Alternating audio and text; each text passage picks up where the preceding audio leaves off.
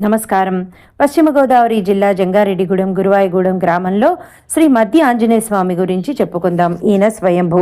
ఇక్కడ స్థలం పురాణం ప్రకారం త్రేతాయుగంలో మధ్వాసురుడనే రాక్షసుడు అసురుడైన దైవచింతంతో ఉండేవాడు. రామరావణ యుద్ధంలో హనుమ అంటూ ప్రాణాలు వదిలాడు.